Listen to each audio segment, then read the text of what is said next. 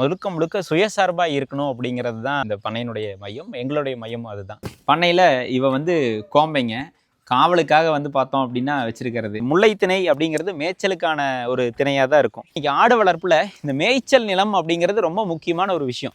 அப்போது இன்னைக்கு என்ன வேணுமோ அதுக்கு என்ன ஊட்டச்சத்து வேணுமோ அதுக்காக சாப்பிட்டு ஈரோடு மாவட்டத்துக்கு பூர்வீகமாக இருக்கிறது தான் இந்த மோளையாடு. இந்த மண்ணிற்கான மரம் அப்படின்னு பார்த்தோம் அப்படின்னா வேளாண் மரத்தை சொல்லுவாங்க. ஒரு ரம்யமான ஒரு சூழ்நிலையை கொடுக்கக்கூடியது இந்த மஷ்டக்கொடி. இந்த மஷ்டக்கொடி வந்து பார்த்தீங்க அப்படின்னா ஆடுக ரொம்ப அருமையாக சாப்பிடும். முயலுக்கு மேய்ச்சலுக்கு போக வேண்டாம், நம்ம மட்டும் வெளியில் போயிட்டு வந்தால் முயல் வச்சுக்கலாம் அப்படிங்கிறதுனால முயல் எடுத்துகிட்டு வந்தேன். முயலை பொறுத்த வரைக்கும் வந்து இன்னைக்கு இருக்கக்கூடிய காலகட்டத்தில் நீட் ஆஃப் த ஹார்ன்னு சொல்லுவாங்க. உயிர்வேலி அவ்வளோ ஒரு ரொம்ப தேவையான ஒரு விஷயம். இந்த உயிர்வேலியை பொறுத்த வரைக்கும் நம்ம வந்து கிழுவையில் போட்டிருக்கிறோம். இந்த குருவிகளை பொறுத்த வரைக்கும் வந்து நம்மளுடைய உள்ளூர் குருவி வளர்த்தக்கூடாது, வெளிநாட்டு குருவிகளை வந்து நம்ம வந்து நிறையா வளர்த்திக்கலாம். அந்த மாதிரி வந்து பார்த்தோம் அப்படின்னா நம்மகிட்ட ஒரு 9 ரகமான வெளிநாட்டு குருவிகள் இருந்தது. நம்மளுடைய தோட்டத்தில் வந்து பார்த்தோம் அப்படின்னா கால்நடைகளுக்கான தீவனம் அப்படிங்கிறது ஒரு பகுதி இருக்குது. ஓரக்காலில் வந்து நம்ம வந்து நமக்கான உணவுப் பொருள் இப்போ எதுக்காக நம்ம சம்பாதிக்கணும்னு நினைக்கிறோம்? நம்மளுடைய பிள்ளைகளுக்காக தான் நம்ம பெருசாக சம்பாதிக்கணும்னு சொத்து சேர்த்தணும்னு நினைக்கிறோம். அந்த பிள்ளைகள் கூட உங்களால் நேரம் செலவழிக்க முடியுதா? பெருசாக இல்லை. அந்த பிள்ளைகளுக்கு நல்லதை கொடுக்கணும்னு நினைக்கிறீங்களா? நல்ல உணவை கொடுக்கணும்னு நீங்கள் நினைக்கிறீங்களா? அது உங்களால் முடியுதா? எது உங்களுடைய உணவுன்னே நமக்கு தெரியறது இல்லைங்க. நீங்கள் ஒன்றும் இல்லை, இதை சுற்றியும் வந்து அழிஞ்சி பழம்னு ஒன்று இருக்குது. எத்தனை பேர் இந்த வீடியோவை பார்க்குற எத்தனை பேர் அழிஞ்சி பழம் நீங்கள் சாப்பிட்ருக்கிறீங்க? நான் சாப்பிட்றது நல்லதாக சாப்பிட்றேன். ஒரு குடும்பத்துக்கு கொடுத்தாலும் அது நல்லதை நாங்கள் கொடுக்குறோம். அதுதாங்க வாழ்க்கை. பசுமை டாக்ஸ் பார்வையாளர்களுக்கு வணக்கம். இன்றைக்கி வந்து நம்ம பூபதி அண்ணனோட வாழ்வியல் பண்ணையில் இருக்கோங்க. இது வந்து நம்ம பெருந்துறை பக்கத்தில் ஈங்கூரில் இருக்குங்க. நம்ம அண்ணன் வந்து இங்கே ஒரு இன்டகிரேட்டட் ஃபார்மிங் வந்து கட்டமைச்சிட்ருக்காரு. இந்த பண்ணையில் பல சிறப்புகள் இருக்குதுங்க. அதில் குறிப்பாக மேய்ச்சல் முறையில் ஆடு மாடு வளர்ப்பு, முயல் வளர்ப்பு, பல்வேறு வகை குருவிகள், கோழிகள், ஒரு சிறிய உணவுக்காடு, பண்ணையை சுற்றிலும் பல அரிய வகை மூலிகைகளை கொண்ட உயிர்வேலி, இப்படி பல சிறப்புகளை பார்க்க போகிறவங்க. ஸ்கிப் பண்ணாமல் கடைசி வரைக்கும் பாருங்கள். நான் அறிமுகப்படுத்திக்கோங்க. அனைவருக்கும் வணக்கமுங்க. பூபதி வாழ்வியல் பண்ணை சென்னிமலையிலிருந்து பெருந்துறை போகிற இடத்துல ஈங்கூர் அப்படிங்கிற ஒரு கிராமத்தில் வந்து நம்மளுடைய பண்ணை வந்து இங்கே அமைஞ்சிருக்குது. இது வந்து ஒருங்கிணைந்த பண்ணையமாக இருக்கும் அப்படின்றது தான் வந்து இருக்கணும். முழுக்க முழுக்க சுயசார்பாக இருக்கணும் அப்படிங்கிறது தான் ஒரு மையமாக இந்த பண்ணையினுடைய மையம். எங்களுடைய மையமும் அதுதான். அதுக்கு முன்னாடி நான் வந்து மக்கள்கிட்ட ஒரு சில விஷயங்கள் வந்து நமக்கு அறியாமையில் இருக்கும். அந்த அறியாமையை சொல்லணும்னு நினைக்கிறேன். இன்றைக்கி வந்து பழமையான காப்பியம் அப்படின்னா வந்து ஒரு காப்பியத்து பேர் சொல்லலாம். என்ன காப்பியம் பேர் சொல்லலாம்? தொல்காப்பியம்னு சொல்லுவோம். தொல்காப்பியத்தில் வந்து பார்த்தோம் அப்படின்னா திணை கோட்பாடு அப்படின்னு இருக்குது. நம்மளுடைய விவசாய பூமிகளோ இல்லை வந்து பூமிகளையே வந்து பார்த்தோம் அப்படின்னா 5 திணையாக பிரிச்சிருக்காங்க. குறிஞ்சி, முல்லை, மருதம், நெய்தல், பாலை 5 திணையாக பிரிச்சிருக்காங்க. மலையும் சார்ந்த இடம் வந்து குறிஞ்சின்னு சொல்கிறோம். முல்லை அப்படிங்கிறது வந்து பார்த்தீங்க அப்படின்னா காடும் சார்ந்த இடம் அப்படின்னு சொல்கிறோம். மருதம் வயலும் சார்ந்த இடம் அப்படின்னு சொல்கிறோம். இன்றைக்கி வந்து பார்த்தோம் அப்படின்னா இப்போ பக்கத்துக்கு உங்களுடைய காணொலியிலேயே வந்து ஊட்டிக்கெல்லாம் போயிட்டு வந்தீங்க இல்லையா? அப்போ காடை எங்கே பார்த்தீங்க? ஊட்டி மலையில் நம்ம காடை பார்க்கக்கூடிய ஒரு சூழல் இன்றைக்கி இருக்கக்கூடிய சூழல் அப்படி தான் இருக்குது, மலையில் இருக்குது. ஆனால் வந்து குறிஞ்சித்திணை எப்படி அதுனுங்க, அது மலையும் சார்ந்த இடம். முல்லை அப்படிங்கிறதான் காடும் சார்ந்த இடம். நம்ம இப்போ இருக்கிற இடம் முல்லை திணையை சார்ந்தது. நம்ம இந்த ஒரு இடம் இங்கே எங்கேயாவது காடு இருக்கான்னு திருப்பி பார்த்தோம் அப்படின்னா இல்லை. அப்போ அந்த தொன்மையான காப்பியம் ஒரு 3000 வருஷம் பழமையாக இருக்கும் அப்படிங்கிற ஒரு காப்பியத்தில் இது காடாக இருந்த ஒரு விஷயத்த இன்றைக்கி வந்து நம்ம வந்து இது ஒன்றுமே இல்லை குரங்காடா அப்படிங்கிற ஒரு விஷயத்துக்கு கொண்டு வந்துட்டோம். அப்போ அப்படி காடாக இருக்கும் பொழுது இங்கே என்ன அவங்களுடைய பணி என்ன இருந்தது, அவங்களுடைய வாழ்வாதாரம் எதுவாக இருந்தது அப்படின்னா ஏறு தழுவுதலும் மேய்த்தலும் தான் அவங்களுடைய வாழ்வாதாரமாக இருந்தது. அப்போ ஏறு தழுவுதலுங்கிறத விவசாயமும் ஆடு மாடு மேய்க்கிறது தான் இன்றைக்கி இருந்தது. இன்றைக்கி வந்து பார்த்திங்கன்னா அண்மையில் வட மாநிலத்திலிருந்து தான் நிறையா ஆடுகள் நமக்கு வரக்கூடிய ஒரு சூழலில் இருக்கிறோம். இல்லை வந்து நம்மளுடைய மாமிச கொடுக்கறது அப்படிங்கிறது நம்மக்கிட்ட கிடையாது. அப்போ இந்த முல்லைத்திணையவே நம்ம மறந்துட்டோம். அந்த முல்லைத்திணையில் இப்போ அண்மையில் வந்து ஈஷாவோடத்தில் போயிட்டு வரும்போது இந்த மரம் வருமா, இந்த மிளகு வருமா அப்படின்னு. அப்பா இது காடாக இருந்தது, காடுகளில் தான் மிளகு வரும் அப்படின்னா நமக்கு இங்கே காட்டை அழிச்சிட்டோம். திருப்பி நம்ம வந்து இதை கொண்டு வந்தோம் அப்படின்னு என்ன சொன்னால் கண்டிப்பாக இதெல்லாம் கொண்டு வர முடியும் அப்படிங்கிறது என்னுடைய கருத்து. அப்போது இந்த முல்லைத்திணையில் நீங்கள் விலங்குகள் அப்படின்னு பார்த்தீங்க அப்படின்னா முயலும் மானும் இருக்கும். இப்போ நம்மளதுலேயே முயல் இருக்குது, மானும் நம்மளதுலேயே இருக்குது. நேற்று இரவு கூட வந்து பார்த்தீங்கன்னா இதில் ஒரு 12 மான் மேய்ஞ்சிக்கிட்டு தான் இருந்தது. அப்போது இந்த திணைக்கு அது ஒத்து வருது. அடுத்தது குருவிகள், அதாவது பறவைகள் அப்படின்னு பார்த்தீங்க அப்படின்னா காட்டுக்கோழி, மயில் அதுவும் நம்மக்கிட்ட இருக்குது. அப்போது அந்தந்த விலங்கு வந்து அந்தந்த திணை கோட்பாடுகளுக்குள்ளார இன்னமும் இருக்குது. அப்போ இந்த முல்லையில் நம்ம காடுகளை நம்ம மறந்துட்டோம். மரங்கள் அப்படிங்கிற ஒரு விவசாயத்தை நம்ம இன்றைக்கி மறந்துட்டோம். அப்போ இதை எல்லாமே வரணும் அப்படிங்கும்போது நம்ம பண்ணையில் பார்த்தீங்க அப்படின்னா முயல் பண்ணை வச்சுருக்கோம், கோழி வச்சுருக்கிறோம். இது எல்லாமே நமக்கு வந்து பார்த்தீங்க அப்படின்னா அந்த திணை கோட்பாடில் வர்றது அப்படிங்கிறது எனக்கு ரொம்ப மகிழ்ச்சியாக இருக்குது. நம்ம பண்ணையை பார்க்கலாங்களா? வாங்க போகலாம். நம்மளுடைய ஆடுகள்லாம் வந்து பார்த்தீங்க அப்படின்னா மேய்ச்சலுக்கு போயிடுச்சு. இது நம்மளுடைய கால்நடைகளுங்க. கால்நடைகளை பொறுத்த வரைக்கும் வந்து பார்த்தீங்க அப்படின்னா, மாடும், ஆடும் வந்து இங்கே இப்போ நம்ம பிரதானப்படுத்தி இருக்கிறோம். மாடை பொறுத்த வரைக்கும் வந்து நம்ம அங்கே நேரா நிற்கிறது வந்து பார்த்தோம் அப்படின்னா, சந்தனப்பிள்ளைன்னு சொல்லுவாங்க. காங்கேயத்தில் அது ஒரு ரொம்ப முக்கியமான ஒரு ரகமுங்க. அதில் நான் வாங்கிட்டு வரும்போது வந்த கன்று கிடாரி கன்று, இது அடுத்த ஈத்து கன்று, இன்னொரு கன்று இப்போ வீட்டுக்குள்ளே இருக்குது. அது இப்போ 3 ஈத்து நம்மக்கிட்ட வந்து 3 ஈத்து போட்டுருச்சுங்க. அதுக்கு பக்கத்தில் இருக்கிறது புங்கனூர் குட்டை கூட சேர்ந்ததுங்க. அது கூட வந்து இவங்க அப்பா வந்து ஊசி மூலமாக தான் போட்டுச்சு. சுட்டி அவங்க அப்பா வந்து புங்கனூர் குட்டைக்கு புங்கனூர் குட்டையில் ஒரு லைன் வச்சுருக்கிறோம், காங்கேயத்தில் ஒரு லைன் வச்சுருக்கிறோம். இது இல்லாமல் வந்து பார்த்தோம் அப்படின்னா, ஆடுகள் அப்படிங்கிறது வந்து நம்மளுடைய முல்லை திணை அப்படிங்கிறது மேய்ச்சலுக்கான ஒரு திணையாக தான் இருக்கும். அப்போ இந்த மேய்ச்சலுக்கான திணையில் வந்து பார்த்தோம் அப்படின்னா, நம்மளுக்கான எப்படி இன்றைக்கி வந்து நாட்டு ரக கீரை காய்கறிகள் எல்லாம் நம்ம வந்து தேர்ந்தெடுக்கிறோம், அதுக்கான விதையை நம்ம வந்து மீட்டெடுக்கணும்னு நினைக்கும் போது, அதே மாதிரி நம்மளுடைய ஆடுகளை யாருக்கும் இன்றைக்கி தெரிஞ்சிருக்கு அப்படின்னா, ஈரோடு மாவட்டத்திற்கு பூர்வீகமாக கொண்டு வந்தால் இந்த மோளையாடுன்னு சொல்லுவாங்க. நம்மக்கிட்ட நிற்கிறது பாருங்கள், கீழே நின்றுருக்கிறோம் பாருங்கள். ஈரோடு மாவட்டத்துக்கு பூர்வீகமாக இருக்கிறது தான் இந்த மோளையாடு.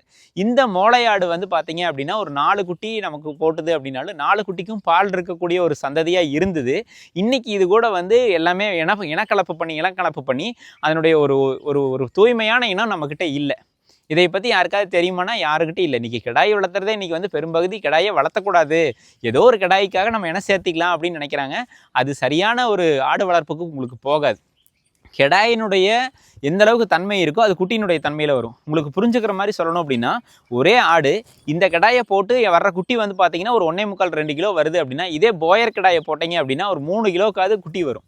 அப்போது கெடாயினுடைய தன்மை வந்து குட்டிகளில் வரும். அப்போ குட்டிகளுடைய தன்மை தான் உங்களுக்கு வந்து எதிர்காலத்தில் நீங்கள் விற்கிறதுக்கு அந்த ஆட்டினுடைய எடை எப்படி வருது, இதை எல்லாமே தீர்மானிக்கிறது கிடாய் தான். அப்போ இன்றைக்கி வந்து பர்டிகுலராக வந்து இந்த அளவுக்கு பெருசாக இருக்கணும், இல்லை இந்த அளவுக்கு கிடாய் இருக்கணுன்றதே நமக்கு வந்து அந்த வர்க்கமே நிறைய இடத்துல நம்ம வந்து நிறைய அங்கங்கே ஒரு வெற்றிடம் விட்டுட்டோம். அந்த வெற்றிடம்னால தான் வந்து இதை வந்து சக்ஸஸ்ஃபுல்லாக நம்மளால் கொண்டு போக முடியல அப்படிங்கிற ஒரு விஷயம். அடுத்தது இன்றைக்கி ஆடு வளர்ப்பில் இந்த மேய்ச்சல் நிலம் அப்படிங்கிறது ரொம்ப முக்கியமான ஒரு விஷயம். அப்போது இன்றைக்கி என்ன வேணுமோ, அதுக்கு என்ன ஊட்டச்சத்து வேணுமோ அதுக்காக சாப்பிட்டுக்கும். இப்போ ஒரு உதாரணத்துக்கு உங்களுக்கு சொல்லணும்னு வைங்களேன், இன்றைக்கி வந்து நிறைய தீவன பயிர் பார்த்துருப்பீங்க. இங்கே ஒரு பூ தெரியுது, பார்த்துருக்கீங்களா? தெரியுதுங்களா? மஞ்சள் கலரில். இது வந்து ஆங்கிலத்தில் வந்து லொராந்தஸின்னு சொல்லுவாங்க, லொராந்தஸ்ன்னு சொல்லுவாங்க. இந்தனுடைய இலை பழுத்து கீழே விடுது இல்லைங்களா, இந்த இலையை அந்த ஆடு சாப்பிடும். வணிக ரீதியாக எத்தனை பண்ணையில் இது மாதிரி இலையை வந்து அது சாப்பிடும்னு நம்ம சொல்ல முடியும்? இல்லை அடுத்தது வந்து பார்த்தோம் அப்படின்னா, இந்த மண்ணிற்கான மரம் அப்படின்னு பார்த்தோம் அப்படின்னா வேளா மரத்தை சொல்லுவாங்க, இந்த வெள்ளை வேளா மரத்தை சொல்லுவாங்க. இந்த வெள்ளை வேளா மரம் வந்து பார்த்தோம் அப்படின்னா எத்தனை வந்து பண்ணையில் இந்த வெள்ளை வேளா மரத்தை சாப்பிடுது அப்படிங்கிறது கேள்விக்குறி. அதுதான் அப்படின்னு நினச்சிங்கன்னா, அதே மரத்தில் இங்கே ஒரு கொடி வந்திருக்கு பார்த்தீங்களா, இந்த கொடிக்கு பேர் மொஷ்ட கொடின்னு சொல்லுவாங்க. இரவு நேரத்தில் இந்த கொடியினுடைய பூ பூத்துச்சு அப்படின்னா அவ்வளோ ஒரு மனமாக இருக்கும். ஒரு ரம்யமான ஒரு சூழ்நிலையை கொடுக்கக்கூடியது இந்த மொஷ்ட கொடி. இந்த மொஷ்ட கொடி வந்து பார்த்தீங்க அப்படின்னா ஆடுகள் ரொம்ப அருமையாக சாப்பிடும். இது வந்து அண்ணாங்கால் போட்டு இது தாண்டுகால் போடுன்னு இந்த வெள்ளாடை பொறுத்த வரைக்குமே வந்து தாண்டுகால் போட்டு சாப்பிட்றதுல தான் வந்து அதுக்கு ரொம்ப அதனுடைய பிடிச்ச தீவனம் வந்து தாண்டுகால் போட்டு சாப்பிட்ற மாதிரி தான் இருக்கும். டேய் குறவா வாடாங்க, இந்தடா. இதுதான் அந்த வகைங்களா? இதுதான் நம்மக்கிட்ட இருக்கக்கூடிய நம்மளுடைய பிரதான இந்த கொடி வந்து அதுக்கு ரொம்ப பிடிச்சமான ஒரு கொடி. இவன் பேர் வந்து புஜ்ஜி குறவன். ரொம்ப வந்து புது ஆட்கள்லாம் வந்தாங்க அப்படின்னாவே இடிக்கிறதுக்கு பயங்கரமாக இருப்பான். அப்படின்றதுனால தான் 2 காலில் அண்ணங்கால் போட்டிருக்கிறோம். அந்த மோளை இன சந்ததியில் எனக்கு தெரிஞ்ச ஒரு 80-85 விழுக்காடு அந்த பண்புகளில் வந்து இவங்களோட ஒருமித்த பண்பாக இருக்குது. அதனால தான் இந்த கடையை வந்து இன்னமும் நான் கடையை மாற்றணும்னு நினைக்கும் போது கூட மாற்ற வேண்டாம், வச்சிருக்கலாம் அப்படிங்கக்கூடிய ஒரு சூழ்நிலை. இன்றைய தேதிக்கு ஒரு 40 கிலோ சுமாருக்கு அவனுடைய எடை இருக்குது. அப்போ இந்த மேய்ச்சல் நிலம் அப்படிங்கிறது வந்து அந்த ஆட்டுக்கு தேவையான சமச்சீரான நிலம், சமச்சீரான ஒரு உணவு வந்து மேய்ச்சல் நிலத்தில் மட்டும்தான் கிடைக்கும். நமக்கு அதிக எடை நம்மளுடைய நோக்கம் கிடையாது. அது ஒரு சமச்சீரான ஒரு மாமிசமாக இருக்கா அப்படிங்கிறது தான் நம்மளுடைய நோக்கம். அதனுடைய சந்ததி வந்து காலகாலமாக நமக்கு வரக்கூடிய ஒரு சந்ததியாக இருக்கணும். பிராய்லர் கோழி மாதிரியெல்லாம் இல்லை. இன்றைக்கி நிறைய பேச்சு எடுத்துகிட்டு போகும்போது பிராய்லர் கோழியில் சத்து பற்றாக்குறை என்ன அப்படிங்கிறது வருது. நான் அந்த விஷயத்துக்கு போகவே கிடையாது. ஆனால் நம்மக்கிட்ட இருக்கக்கூடிய இந்த ஒரு ஆட்டை நான் வந்து இனவர்த்திக்காகவும் பயன்படுத்திக்கலாம், கறிக்காகவும் பயன்படுத்திக்கலாம், இல்லை பால் உற்பத்திக்கு வேணாலும் பால் உற்பத்திக்காகவும் பயன்படுத்திக்கலாம். ஆனால் இது ஒரு விஷயம் 3ஆக பயன்படுது. பிராய்லர் கோழி 3ஆக பயன்படுமா? அதுலேருந்து இனவர்த்தி இவனால் பண்ண முடியுமா அப்படின்னு கேட்டால் பண்ண முடியாது. அதுக்கு மிகப்பெரிய ஒரு கேள்விக்குறி வருது. அது மாதிரி உங்களுடைய பூர்வீக கூடிய ஆடுகளில் உங்கள்கிட்ட கண்டிப்பாக வேணும். இன்றைக்கி வந்து ஆடுன்னு வளர்த்த போகணுன்னா தலைச்சேரிங்கிறாங்க, கன்னிங்கிறாங்க, சிரோகிங்கிறாங்க. இது மாதிரி நம்மளுடைய இனம் என்னன்றதே நமக்கு தெரியாமல் போயிடுச்சே. அந்த மொட்டையாடோ இந்த மோளையாடோ தான் நம்மளுடைய இனம். அந்த இனத்துக்கு வந்து எடுத்துகிட்டு போகணும் பாருங்கள். இவன் அடுத்த ஒரு கடாய்க்கு நம்ம விட்டுருக்குறோம். அதோடைய அடுத்த லைனேஜ் இது. அப்போ நல்ல பால் வர்க்கமாக வர்றதோ இது மாதிரியான விஷயம் வரணும். இது வந்து மேய்ச்சலில் நமக்கு வரணும். அப்போ மேய்ச்சலில் அது பல விஷயத்த சாப்பிடும். நானெல்லாமே இந்த ஆடு மேய்க்கிறதுக்கு வரும்போது இந்த செடி எதுக்கு இருக்குது, இது எதுக்கு இருக்குது, இதெல்லாம் நமக்கு தேவையில்லையேன்னு பிடுங்கின காலம் உண்டு. ஆனால் வேசை ஆயிடுச்சுன்னா ஒன்றும் இல்லைங்க, இது உண்ணி செடின்னு சொல்லுவாங்க. இது வந்து நமக்கு வந்து எக்ஸாட்டிக் தான், வெளிநாடுகள்லேருந்து வரக்கூடிய ஒரு செடி. இந்த செடி வந்து பார்த்தீங்க அப்படின்னா உண்ணி வந்ததுனாவோ புற ஒட்டுணி ஏதாவது வந்ததுனாவோ இதை வந்து பவுடர் பண்ணி போடுறது இது ரொம்ப மருத்துவ குணம். இந்த செடியை கூட சாப்பிடும். ஆனால் இன்னைக்கு இந்த ஆடு இதை சாப்பிடாது. அதுக்கு கிடைக்கக்கூடிய உணவு வந்து பார்த்தோம் அப்படின்னா எல்லாத்தையும் தேடி தேடி போய் கிடப்பாங்க. அடுத்தது இதே வந்து இப்போ மாடுகள்லேயே இதுக்கு ஒரு விஷயம் என்ன சொல்லுவாங்க அப்படின்னா, அந்த மாடு நம்மளை நக்கும் பொழுது நமக்கு வந்து உணவில் நம்ம உடம்பு வந்து எந்த அளவுக்கு ஏதோ ஒரு பற்றாக்குறை ஒரு சத்து இருக்குது அப்படின்னு தெரிஞ்சுது அப்படின்னா, அடுத்த நாள் போய் நம்மளுடைய முதலாளிக்கு இந்த பற்றாக்குறை இருக்குது, எனக்கு இந்த தாவரத்தை நான் சாப்பிட்டு வந்து என் பாலில் நான் இப்படி கொடுக்கணும் அப்படின்னு சாப்பிடக்கூடிய பண்பு இருக்கிறதும் சொல்கிறாங்க. இது வந்து நம்ம காலங்காலமாக வச்சுருந்த மாடுகளுக்கு இருக்குது. இன்றைக்கி அப்படிலாம் கிடையாது. பால் வத்திருச்சுன்னா மாட்டை விற்று போட்டு அடுத்த மாடு வாங்கு அப்படின்றது. அப்போ காங்கை மாடுனா குறும்பு மண்ணும் இடிக்கும். நீங்கள் காலங்காலமாக என்னுடைய இப்போ நம்மளுடைய சேனல்லே நான் ஒரு வயசான பெரியவர், அவரே நடக்க முடியாமல் போயிட்டு போவார். அவரை ஒரு 2 காங்கயத்தை பிடிச்சிட்டு போவார். ஆனால் புது ஆட்களை வந்து காங்கயத்தை பிடிங்கன்னு சொல்லுங்க, பிடிக்கவே மாட்டாங்க, இடிச்சிடும் அப்படின்னு. அந்த மாடும் இப்போ வந்து அண்மையில் வந்து நம்மாழ்வார் ஐயா ஒரு காணொலியில் கேட்கும்போது, மாடு வந்து நம்மளுடைய குடும்ப உறவினராகவும் அந்த மாட்டுக்கு ஏதோ ஒரு ஒரு சூழல் வந்தது அப்படின்னா அதை போய் அடுத்தவங்க வந்து இலவு காங்கிறதுக்கு வர மாதிரி வீட்டுக்கு வந்து காங்கிற ஒரு வழக்கமாக நம்மக்கிட்டலாம் இருந்திருக்கு. இதெல்லாமே நம்மக்கிட்ட இல்லாமல் போயிடுச்சு. கொங்கு பகுதியில் இதனும் இது. அப்போ நிறைய நம்ம தொலைச்சிட்டோம். அந்த தொலைச்சதை எல்லாமே நம்ம மீட்டெடுத்து பண்ணணும். இந்த மண்ணுக்கு இதுதான் ரொம்ப காலத்துக்கு பர்சிஸ்டண்ட்டாக இருக்கக்கூடிய விஷயம். அதுதான் காலங்காலமாக தலைக்கட்டாக இந்த ஆடு வச்சுருந்தா எந்த பிரச்சனையும் இல்லாமல் நமக்கு நல்லதாக வரும். நீங்கள் போயரை வச்சுருந்தீங்களோ தலைச்சேரி வச்சுருந்தீங்கன்னா காலங்காலமாக இந்த ஆடை மாறிடும். ஒரு குறிப்பிட்ட தலைமுறையை கழித்து இந்த ஆடை மாறிடும். அப்போ நம்மளுடைய பாரம்பரியம் அப்படிங்கிறது எப்படி நம்ம நாட்டு விதையை காப்போம் அப்படிங்கிற மாதிரி ஆடுகளும் நம்மளுடைய தாய் ஆடுகளோ நம்மளுடைய நேட்டிவான ப்ரீடுங்கிறத வச்சுக்கிறது ரொம்ப முக்கியமான பங்கு ஆடு வளர்ப்பில். இப்போ வந்து நமக்கு வந்து 1-2 உனி இருக்குது அப்படின்னு வைங்களேன். அந்த உனிக்கு வந்து பார்த்தோம் அப்படின்னா இப்போ மேய்ச்சல் இருக்கும்போது நமக்கு வந்து கூப்பிட்டு வச்சா 1-2 உனியை கையிலேயே எடுத்துடலாம். அப்போ அடிக்கடி நம்ம இதை பார்த்தோம், அந்த உனியினுடைய சுழற்சி என்னென்னு தெரிஞ்சுக்கிட்டோம் அப்படின்னா அது பண்ணிடலாம். ஆனால் இன்றைக்கி வந்து நிறைய ஆடுகள் வச்சுருந்தா அது சாத்தியக்கூறு கிடையாது. நமக்கு வந்து மருந்து கொடுக்கக்கூடிய ஒரு சூழ்நிலையில் தான் போகிறோம். அப்படி அந்த மருந்து கொடுக்குறோன்னு வைங்களேன், அதை கொடுத்ததுக்கப்புறம் ஒரு 25 நாள்லேருந்து ஒரு மாதம் அந்த இறைச்சி நம்ம சாப்பிடக்கூடாது. அதை சாப்பிட்டா என்ன ஆகும் அப்படின்னா, அந்த மருந்தினுடைய வீரியம் கம்மியாக இருக்கும். நாளைக்கு சளி காய்ச்சல் நம்மக்கிட்ட ஏதோ ஒரு விஷயம்னு அந்த மருந்து கொடுத்தா அந்த மருந்து வேலை செய்யாது. இதுக்கு பேர் தான் ஏஎம்ஆர்னு சொல்லுவாங்க. இன்றைக்கி இருக்கக்கூடிய பெரும்பகுதி மக்களுக்கு இதை பற்றின ஒரு விழிப்புணர்வே கிடையாது. நல்லா தாங்க இருந்தால் சளி ஆயிடுச்சு, டாக்டர் என்ன மருந்து கொடுத்தாலும் கேட்க மாட்டேங்குதுங்கிற ஒரு சூழ்நிலைக்கு எங்கே வருது அப்படின்னா, இது ஒரு முக்கியமான ஒரு காரணியாக வரும். அப்போ நம்ம வாங்கக்கூடிய பொருள் வந்து இது மாதிரி ரெசிஸ்டண்ட் இல்லாத பொருளாக இருந்ததுனா தான் ரொம்ப முக்கியம். அப்போ நம்மளுடைய பண்ணையை பொறுத்த வரைக்கும் முழுக்க இது மாதிரி ஆன்டிபயோட்டிக்கை எதுவுமே நம்ம போகிறதில்ல. முடிஞ்ச அளவுக்கு கை வைத்தியம்தான். வெளியிலிருந்து வரக்கூடிய மருந்துகளை நம்ம வந்து ஒரு 99 விழுக்காடு வந்து தவிர்த்துக்கிறோம். 99 விழுக்காடு கண்டிப்பாக உள்ளே விடுறதே கிடையாது. அப்படி விட்டாலும் தெரியாமல் ஒரு போட்டிருந்தோம் அப்படின்னாலும் அந்த ஒரு குறிப்பிட்ட காலம் விட்ராவல் பீரியட் கிடச்சதுக்கப்புறம் தான் நம்ம விற்கிறோமா ஒழிய அதுக்கு முன்னாடி அது விற்கிறதே கிடையாது. அப்போ இந்த விஷயம் எல்லாமே வந்து எத்தனை பேர் பார்க்குறாங்க, இதெல்லாமே வந்து தர்மத்துக்கு உட்பட்டதுன்னு நம்ம சொல்லிக்கலாம். எனக்கு வந்து பணம் சம்பாதிக்கிறது தான் வேலை விஷயம் அப்படின்னா நான் செஞ்சுட்டு இருந்த வேலையிலேயே போய் நான் நிறைய சம்பாரிச்சிட்டு வந்திருப்பேனே. எனக்கு அது கிடையாது. நான் அடுத்த இப்போ வந்து அண்மையில் சித்தரையா சொல்கிற மாதிரி தான் நான் வந்து சுயசார்பாக இருக்கேன் அப்படிங்கும் பொழுது இந்த சுயசார்புக்கு வந்து நான் சாப்பிட்ற உணவு நஞ்சில்லாத உணவாக தான் இருக்கணும். அப்போ என்கிட்ட இருக்கக்கூடிய மீதி உணவை நான் கொடுக்குறேன் அப்படிங்கும்போது அது வந்து அவங்களுக்கும் நல்லதாக தான் போகணும். அப்போ நான் பயன்படுத்துகிற உணவில் நான் கண்டிப்பாக நஞ்சு சேர்த்த மாட்டேன். ஆனால் என்னால் வந்து பெரிய அளவில் கொடுக்க முடியாது, சின்ன அளவில் தான் கொடுக்க முடியும். அப்போது வந்து விவசாயம் அப்படிங்கிறது எங்கே நிறைய இடத்துல தோல்வி ஆகுதுன்னா, நீங்கள் சந்தைக்காக உற்பத்தி பண்ணினீங்க அப்படின்னா தோல்வி. என்னப்பா நீ சொல்கிற, அப்போ எதுக்காக உற்பத்தி பண்ணணும்? தேவைக்காக உற்பத்தி பண்ணுங்கள். தேவை வேறு, சந்தை வேறு. தேவைன்னா என்ன?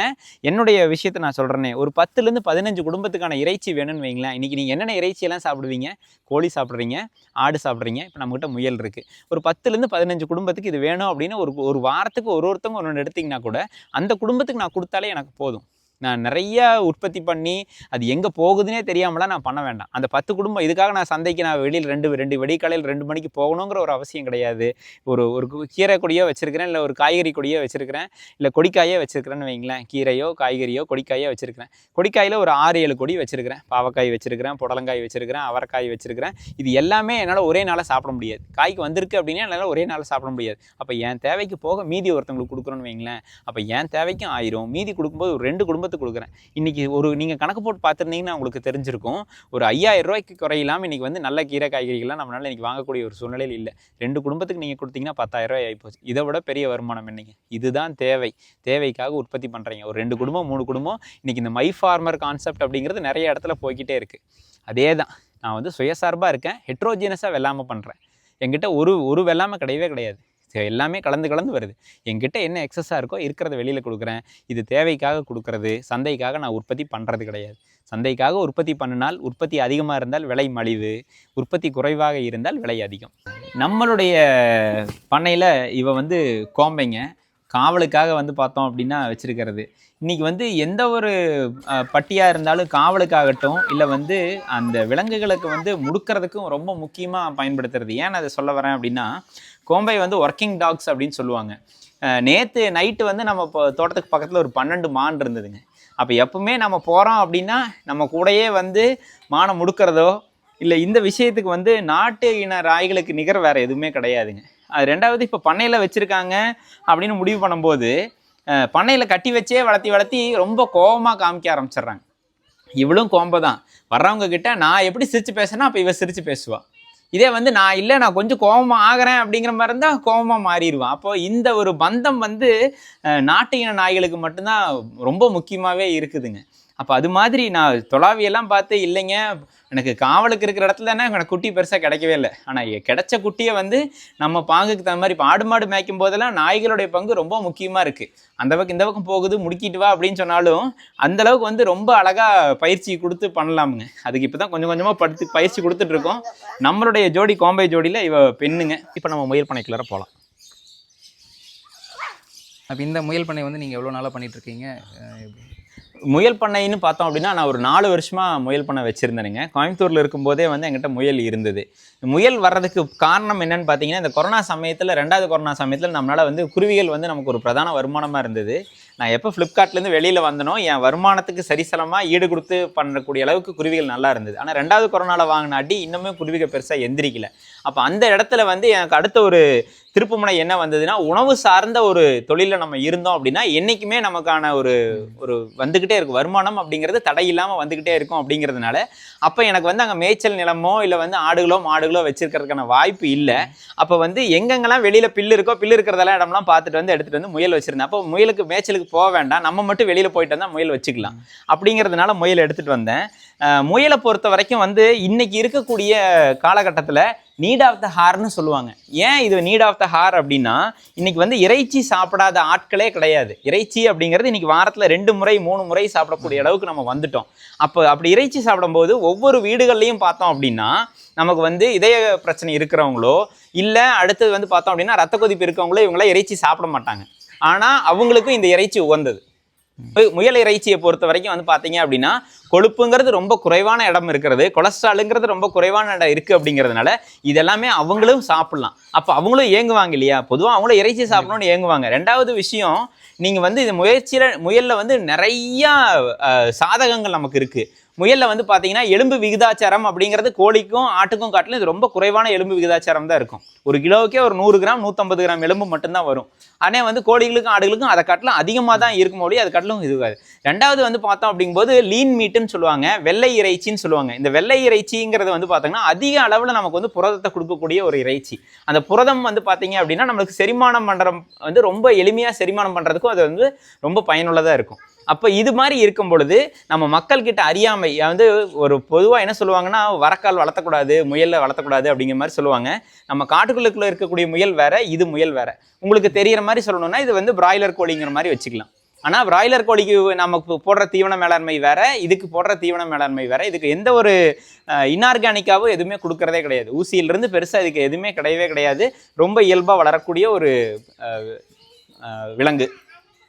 காடுகளில் வளர்கிற முயல் மாதிரியே அது சாப்பிட்ற தீவனங்களை தான் நீங்கள் இதுக்கும் கொடுக்குறீங்க? ஆமாம், காடுகள் நம்ம ஆடு மாடுகளுக்கு என்ன கொடுக்குறோமோ அதுதான் இதுக்கு தீவனமாக கொடுக்குறோம். இப்போ காடுகளில் வளர்கிற முயலுக்கும் இதுக்கும் வித்தியாசம் சொல்லணும் அப்படின்னு பார்த்தீங்க அப்படின்னா, அதனுடைய கர்ப்பகாலம் 60 நாள், இதனுடைய கர்ப்பகாலம் 30 நாள். அது ஒரு 2 குட்டி 3 குட்டி தான் போடும். இது ஒரு 5 குட்டி 6 குட்டியிலிருந்து 10 குட்டி 11 குட்டி வரைக்கும் போடும். அப்போ இது வந்து பார்த்தோம் அப்படின்னா 2வது மக்கள் இன்னைக்கு வந்து இளம்பொருளாக சாப்பிடணும்னு நினைக்கிறாங்க. இன்னைக்கு ஆட்டு இறைச்சி போகும்போதே வந்து சின்ன இளங்குட்டியாக வேணும் அப்படிங்கிறத இது பண்ணும்போது நம்ம இது ஒரு 3 மாசத்துலேருந்து ஒரு 4 மாதம் வந்து இதை வந்து நம்ம சந்தைப்படுத்திடலாம். ஒரு 2 கிலோ சுமாருக்கு வருது அப்படின்னா சந்தைப்படுத்திக்கலாம். அப்போ வந்து இளம் பொருளாவே இருக்கும், மக்களுக்கு ரொம்ப ஏற்புடைய இறைச்சி ஒன்று செஞ்சோம் அப்படின்னா வீட்டில் இருக்க எல்லாருமே சாப்பிட்டு எல்லாருமே அதை வந்து என்ன சொல்றது மனமாற சாப்பிட்றதுக்கான ஒரு வாய்ப்பு இந்த முயல் இறைச்சியில இருக்குன்னு வச்சுக்கலாமே. இப்போ இது குட்டிகள் எல்லாமே ஒரு தடவை வாங்குறதோட சரிங்களா? அதுக்கப்புறம் நம்மளே இங்கேயே குட்டிகள் போடுறத வச்சே வளர்த்துக்கலாம். இதை பொறுத்த வரைக்கும் இன்னைக்கு நம்ம கிட்ட இருக்கிறது எல்லாமே வந்து மத்திய அரசினுடைய ரோம ஆராய்ச்சி பிரிவு வந்து பார்த்தீங்க அப்படின்னா கொடைக்கானல்ல மன்னவனூர்ல இருக்கு. அங்க வந்து பார்த்தோம் அப்படின்னா முயலுக்குன்னு தனியா ஒரு பிரிவு இருக்கு. அந்த முயலுக்குன்னு இருக்கக்கூடிய பிரிவுல வந்து பார்த்தோம் அப்படின்னா இந்த தாய் முயல்கள் முதல் அங்கதான் எடுத்தேன். ஏன் அங்கிருந்து எடுத்தேன்னா அதுக்கு முன்னாடி இடவெட்டா வச்சிருந்தேன். அதனுடைய முயல்களுடைய பெருசு வந்து அதாவது ரொம்ப பெருசா இல்லாம சின்னதா இருக்கும். தாய் முயலே வந்து பாத்தீங்கன்னா ஒரு 2 கிலோ சுமாருக்கு தான் இருக்கும். ஆனா இன்னைக்கு நம்ம கிட்ட இருக்க தாய் முயல்லாம் வந்து 3, 3.5, 4 கிலோ வரைக்குமே தாய் முயல்கள்லாம் இருக்கு. ஏன் இருக்கு அப்படின்னும் போது இதனுடைய வித்து நம்ம இப்போ இன்னைக்கு வந்து பார்த்தோம் அப்படின்னா ஓங்கோல் மாடுனா பெரிய மாடா இருக்கும், பொங்கனூர் குட்டை அப்படின்னா சின்ன மாடா இருக்கும். அப்படிங்கிற மாதிரி இதனுடைய ஜெனட்டிக் வந்து பார்த்தீங்க அப்படின்னா கொஞ்சம் பெருவெட்டா இருக்கக்கூடிய ஜெனட்டிக் அங்கே பியோர் லைன் அப்படியே மெயின்டைன் பண்றாங்க. அப்போ பியோர் லைன் அப்படியே மெயின்டைன் பண்ணும்போது மத்திய அரசுலேருந்து ஒரு முறை வாங்கினது இப்போ நம்மளே இனப்பெருக்கம் பண்ணி நம்மகிட்டயே வந்து குட்டியை வந்து வர ஆரம்பிச்சிருச்சு. இப்போ புதுசாக முயல் பண்ணை ஆரம்பிக்கணும் அப்படின்னு நினைக்கிறவங்க, முயல் பண்ணை மட்டும் பண்ணுறவங்களும் இருக்காங்க, இன்டகிரேட்டட் ஃபார்மிங்கில் ஒரு பார்ட்டாக பண்ணுறவங்களும் இருக்காங்க. அதில் எது பெஸ்ட்டுன்னு நினைக்கிறீங்க? எப்போவுமே வந்து விவசாயம் அப்படிங்கிறது ஒருங்கிணைந்த பண்ணையமாக இருந்தது அப்படின்னா விவசாயிகளுக்கு இன்னும் கூட அதில் வந்து லாபம் அதிகம். இப்போ ஒருங்கிணைந்த பண்ணையம்னா இன்னைக்கு நிறைய பேர் வந்து தீவனம் வந்து வெளியிலிருந்து வாங்கக்கூடிய ஒரு சூழ்நிலையில் இருந்தாங்கன்னு வைங்களேன். இந்த முயல் புழக்கையை அவங்க விற்கணுங்கிற ஒரு சூழ்நிலைக்கு போகணும். ரெண்டாவது அதுக்கு தீவனம் வெளியிலிருந்து வாங்கக்கூடிய ஒரு இடத்துக்கு வருவோம். ஆனால் நம்மகிட்ட ஒருங்கிணைந்த பண்ணையம் நமக்கு அதுவும் இருக்குது இது இருக்கும்போது தீவனம் வாங்குற செலவு அப்போ செலவை கம்மி பண்ணிட்டா நமக்கு லாபம் அதிகம். கண்டிப்பாக நமக்கு மாதம் வந்து நான் ஒரு 10,000 ரூபா இதுக்கு தீவனம் வாங்குறதுக்கு செலவு பண்ணுறேன், எனக்கு 15,000 ரூபா எனக்கு லாபம் கிடைக்குது. அப்போ அந்த இந்த ஒரு 10,000 அங்கே செஞ்சா எனக்கு ஒரு 25,000 ரூபா லாபம் கிடைக்கும். அப்போ ஒருங்கிணைந்த பண்ணையமாக பண்ணணும் அப்படின்னாவே வந்து விவசாயிக்கு வெற்றி விகிதாச்சாரம் ரொம்ப அதிகம், லாப விகிதாச்சாரமும் அதிகம். அப்போ தனியாக பண்ணுறவங்களும் நிறைய பேர் இருக்காங்க, ஒருங்கிணைந்த பண்ணையமும் பண்ணுறவங்க இருக்காங்க. தனியாக இது மட்டுமே வந்து பிரதானமாக வைக்கிற ஆட்கள் நிறைய பேர் இருக்காங்க. நான்லாமே ஒரு சில பண்ணைக்கெல்லாம் போய் பார்த்துட்டு 1000 முயல் ஒரு இடத்துல பார்க்கும்போது எனக்கே தலை சுற்றிருச்சு, இந்த அளவுக்குலாம் பண்ணை இருக்கா அப்படிங்கிற அளவுக்கு. அதனால இன்னைக்கு வந்து இது வந்து நான் ஏன் இதை முதல்ல சொல்றேன்னா மக்களுக்கு இது தேவை. ஏன்னா இன்னைக்கு ஒரு உணவோ இன்னைக்கு வந்து வெளியில பார்த்து ஏக்கம் நமக்கு வருது அப்படின்னாவோ அந்த ஒரு இறைச்சி சாப்பிடாத ஏக்கம் நிறைய பேர்த்துக்கு இருக்கு. அந்த ஒரு ஏக்கத்தினுடைய கேப்பை நம்ம ஃபுல்ஃபில் பண்ணணும். அந்த இடத்துல நம்ம மார்க்கெட்டிங்ல நம்ம இருக்கணும். நான் பெரும்பகுதி வந்து பார்த்தோம் அப்படின்னா கத்திங்கிறது காயும் நறுக்கலாம் கையும் நறுக்கலாம். அதே மாதிரி தான் முயல் வந்து ஆகாதுன்னு சொல்றவங்க விட்டுட்டு போனவங்களும் நிறைய பேர் இருக்காங்க. ஆனால் முயல் இல்லைல்ல இதை வச்சு நான் பிரதானமாக வச்சு நிறைய சம்பாரிச்ச ஆட்களும் இருக்காங்க. இதில் நம்ம ஜெயிக்கிற மாதிரி இருக்கணும் அப்படின்னு நினச்சா ஜெயிக்கிறவங்க சொல்கிறத கேட்கணும், இல்லை நமக்கு இது வேண்டாம் அப்படின்னு நினச்சோம்னா விட்டுட்டு போனவங்க சொல்கிறத கேட்கலாம். அந்த விட்டுட்டு போனவங்கள விற்பனை செய்ய முடியாமல் போயிட்டாங்க. கண்டிப்பாக. அப்போ போய் கேட்கும்போது அவங்களால வந்து லோக்கல் மார்க்கெட் அவங்களால சொல்ல முடியறதில்ல. அப்போ போய் நின்று ஒருத்தவங்களுக்கும் அப்பா இது மாதிரி இருக்குது, இன்னைக்கு வந்து இதுக்கே வந்து நாங்கள் வந்து தமிழ்நாடு இறைச்சி முயல் உற்பத்தியாளர் சங்கம்னு ஒரு சங்கம் ஒன்று வச்சிருக்கோம். இந்த சங்கத்தில் வந்து பார்த்தீங்கன்னா பேம்ப்ளெட் எல்லாம் இருக்குது, நான் வேணா கொடுக்குறேன், நீங்கள் அதில் போடுங்க. அந்த பேம்ப்ளெட்டில் வந்து பார்த்தோம் அப்படின்னா இதில் என்னென்னலாம் நல்லது இருக்குது அப்படிங்கிறது போய் வந்து வேர்ட் ஆஃப் மவுத்து தான். என்றைக்குமே வந்து ஒரு தொழிலோ இல்லை ஒரு விவசாயியோ ஜெயிக்கணும் அப்படின்னா அவர் ஒரு நல்ல விற்பனையாளராக இருக்கணும். எந்த ஒரு பொருளை உற்பத்தி பண்ணீங்கன்னாடு நம்ம விற்பனையாளரா இல்லை அப்படின்னா நமக்கு அங்கே தோல்விதான். ஆட்டுப்பண்ணையும் தோத்துட்டு போறவங்க நிறைய பேர் இருக்காங்க, அதுலேயும் ஜெயிக்கிறவங்க நிறைய பேர் இருக்கிறாங்க. அதுல நம்ம எதுவா இருக்கணும்னு நினைக்கிறோமோ அதை நோக்கியான அறிவை நம்ம வளர்த்திக்கணும். அதை நோக்கி நமக்கு என்னென்ன வேணுமோ அதை எல்லாமே நம்ம பண்ண ஆரம்பிச்சோம் அப்படின்னா சித்திரமும் கைப்பழக்கம் ஒன்னொன்னா வர மாத்திக்குவோம். மாத்த வர நமக்கான அனுபவம் நிறைய வரும், லாபம் நிறைய வரும். இப்போ நீங்கள் வந்து உள்ளூர் விற்பனை அதிகமாக பண்ணுறீங்களா இல்லை வெளியில்? உள்ளூர் விற்பனை தான் நான் கொடுத்துட்ருக்கேன். ஓகே, நீங்கள் மற்ற புதுசாக ஆரம்பிக்கிறவங்களுக்கு தாய் முயல் கொடுக்க முடியுமா? கொடுக்கலாமுங்க, கண்டிப்பாக தாய் முயல் கொடுக்கலாம். எனக்கு என்ன விஷயம்னா ஒவ்வொரு முயலும் இப்போ நான் வந்து மன்னவனூர்லேருந்து எடுத்துகிட்டு வரும்போது வந்து அங்கே வந்து ரொம்ப குளிர் அதிகமாக இருக்கக்கூடிய ஒரு இடம். இங்கே வந்து பார்த்தீங்கன்னா போன ஒரு 2 வருடமாக வந்து ஈரோடு மாவட்டம் தான் வந்து பார்த்தீங்கன்னா வெப்பத்திலேயே வந்து நம்ம வந்து முதல் இடத்துல பிடிக்கக்கூடிய ஒரு சூழ்நிலையில் இருந்தோம். அப்போ இருக்கும்போது அங்கிருந்து வந்து பார்த்தோம் அப்படின்னா நம்மளுடைய முனைவர்கள்லாம் வந்துட்டு என்ன 1.25 வருஷம் ஆகிப்போச்சு, நீங்கள் இன்னும் ப்ரீடிங் ஏன் பண்ணல அப்படிங்கிற ஒரு விஷயம் வந்திருந்தாங்க. இல்லைங்க நாங்கள் தான் நம்பர் 1ஆமா இந்த வருஷம் வெயில் அப்படின்றதுனாலங்க அதையெல்லாம் தாங்கி அங்கிட்ட இந்த குட்டி இங்கேயே பிறக்குது அப்படிங்கும் பொழுது அந்த ஜெனட்டிக் சேஞ்ச் வந்து ஒரு பரிணாமம் வந்து எடுக்கும்போது அது மாறும். அதுக்கு ஒரு உதாரணம் காமிக்கணும் அப்படின்னா இந்த பக்கம் வாங்க காமிக்கணும். இப்போ இது வந்து 2 முயலுமே வந்து ஒரே ரகத்துக்கான முயல் தான். நீங்கள் வந்து பக்கத்தில் வந்து இதனுடைய தலையை பாருங்களேன், கொஞ்சம் வித்தியாசம் உங்களுக்கு தெரியும். இந்த பக்கம் இருக்கக்கூடிய முயலோட தலை வந்து கொஞ்சம் பெருசாக இருக்கும், இந்த முயலோட தலை வந்து கொஞ்சம் சின்னதாக இருக்கும். ஆனால் வந்து ரெண்டும் ஒரே ரக முயல் தான். ஒரு தெரிஞ்சவங்க வந்து என்ன சொல்லுவாங்கன்னா, இது நியூசிலாந்து ஒயிட், இது ஒயிட் ஜாயிண்ட்னு சொல்லுவாங்க. இல்லை, இது ரெண்டுமே எங்கிட்ட இனப்பெருக்கமானது. ஆனால் இது என்ன பிரச்சனை நடந்தது அப்படின்னா, இது என் நண்பர்கிட்ட இனப்பெருக்கமாச்சு. அங்கே வேலையால் ஒழுங்காக தீவனம் போடாமல் முயல் கொஞ்சம் ஒரு டல்லாக மாட்டிக்கிச்சு. மாட்டினால இது ஏன் நான் இதை சொல்ல வரேன்னா, இதனுடைய குட்டிகள் காமிக்கிற பாருங்க, இதே மாதிரி தான் இருக்கும். இப்போ இதுக்கும் இவங்க அம்மா, இதுதான் இதோட குழந்தைங்க, போன ஈத்து குழந்தைங்க, இந்த ஈத்து இப்போ சினையாக இருக்கிறாங்க. ரெண்டோட மூஞ்சியும் ஒரே மாதிரி தான் இருக்கும். இது வந்து நம்ம வந்து ஜெனட்டிக் வழியாவோ இதெல்லாம் பார்க்குறவங்க. ஆனால் வந்து இதனுடைய வித்து, இதனுடைய வர்க்கம் கண்டிப்பாக மாறி எடுத்துகிட்டு வரும். ஆனால் இது இனப்பெருக்கத்துக்கு முன்னாடி இது எப்படி இருந்ததுன்னு பார்த்தீங்க அப்படின்னா அதே மாதிரி தான் இது இருக்குது. அப்போது ஏன் நான் இதை சொல்ல வரேன் அப்படின்னா, இது வந்து நம்ம வெயிலை தாங்கி இது இந்த குட்டி பிறந்துருச்சு. இனி இதுக்கு வந்து வெயிலை தாங்கி வளரக்கூடிய ஒரு ஆற்றல் உள்ளேயே இருக்குது. நம்ம இருந்து இதோட அம்மாலாம் நமக்கு வந்து பார்த்தோம் அப்படின்னா, இதோட அம்மாவை இன்னொன்று முயல் காமிச்சோம் இல்லைங்களா, அதெல்லாம் என்கிட்ட ஒரு 1.25 வருஷம் ப்ரீடிங்காக என்னால் கொண்டு போக, இனப்பெருக்கத்துக்கே என்னால் கொண்டு போகவே முடியல. அந்த 1.25 வருஷம் நம்ம காத்திருப்பு இருக்கக்கூடிய ஒரு சூழ்நிலை வருது. அப்போ இதுதான் வந்து என்விரான்மெண்டல் சேஞ்சுன்னு சொல்லுவாங்க. இதுக்கு உங்களுக்கு இன்னொன்று புரிகிற மாதிரி சொல்லணும் அப்படின்னா, நம்ம இந்தியாவில் நிறைய வந்து நாட்டு ரக மாடுகள் நம்ம சொல்கிறோம். கிர்ன்னு சொல்கிறோம், அடுத்து புங்கனூர்னு சொல்கிறோம், காங்கயம்னு சொல்கிறோம். எல்லாத்துக்குமே வந்து சயின்டிஃபிக் நேம் ஒரே ஒரு பேர் தான். ஆனால் ஒன்னொன்றுக்கும் கொம்பு வித்தியாசமாக வருது, காது வித்தியாசமாக வருது, பால் கறவைத்திறன் வித்தியாசமாக வருது. ஏன் இது வித்தியாசமாக வருது அப்படின்னு பார்த்தீங்க அப்படின்னா, இது வந்து ஜீனோடைப், ஃபீனோடைப்னு சொல்லுவாங்க. அதனுடைய ஜீனில் இந்த ஃபீனோடைப் அப்படிங்கிறது என்னென்னா, environment plus genotype is equal to ஃபீனோடைப்னு சொல்லுவாங்க. கிர்ருக்கு வந்து பார்த்தோம் அப்படின்னா, கொம்பு வளைவாக இருக்கக்கூடிய கொம்பு எதுக்காக அப்படின்னா, அங்கே வர்ற சிங்கங்களை வந்து முட்டுறதுக்கு வந்து வளைவாக இருக்கக்கூடிய கொம்பு இருந்தால் மட்டும்தான் அது முட்டுறதுக்கு எதுவாக இருக்கும். அதே காது வந்து பார்த்தீங்கன்னா, அங்கே வந்து வெப்பம் ரொம்ப அதிகமாக இருக்கும். அந்த வெப்பத்தை வந்து கடத்துறதுல நம்ம காதுக்கு ரொம்ப முக்கியமான ஒரு பங்கு இருக்குது. அப்போ பட்டையாக இருக்குது அப்படிங்கும்போது காதில் ஓடக்கூடிய அந்த ரத்த நாளங்கள் மூலமாக வெப்பத்தை வந்து கடத்துறதுக்கு இதுவாகும். ஆனால் அந்த கிர்ரை கொண்டு வந்து நம்ம ஒரு 4-5 தலைமுறையாக ஒரு 10-15 தலைமுறை இங்கே கொண்டு வந்தீங்கன்னா நம்ம நாட்டு மாடாக மாறுறதுக்கான வாய்ப்பு நிறைய வந்துடும். இது வந்து நம்ம டானுவாஸில் இருக்கக்கூடிய என்னுடைய பயிற்சி எடுக்கும்போது, நம்ம ஆடுகளில் வந்து ஜமுனாபாரிங்கிறது ரொம்ப ஃபேமஸாக போயிட்டு இருக்கக்கூடிய ஒரு விஷயம். அந்த ஜமுனாபாரிங்கிறது 7வது ஈத்து வரும்போது ஜமுனாபாரிக்கு என்னென்னலாம் சொல்லுவாங்கன்னா, ரோமன் நோஸ்ன்னு சொல்லுவாங்க. மூக்கு வந்து இப்படி வளைஞ்சு வரும், ரோமன் நோஸ்ன்னு சொல்லுவாங்க. காது வந்து பெரிய காதாக நீளமாக வரணும்னு இருக்கும். அது வந்து அப்படியே கொஞ்சம் கொஞ்சமாக சின்னதாகி காது இத்தசோடு ஆயிடுச்சுங்க. ரோமன் நோஸ் வந்து ஃப்ளாட் நோஸ் ஆகி போச்சு, ரோமன் நோஸ் இல்லை. ஆனால் வந்து அது வந்து யூனிவர்சிட்டியிலே வச்சுருந்தது பியோர் ப்ரீடு தான். அப்போ இங்கே இருக்கக்கூடிய சுற்றுச்சூழலும் வந்து நம்ம வளர்த்தக்கூடிய விலங்கை வந்து நேரடியாக பாதிக்கக்கூடிய ஒரு விஷயமா இருக்கட்டும். அதுக்கு தகுந்த மாதிரி இது ஏற்புடையதாக மாறிடும்.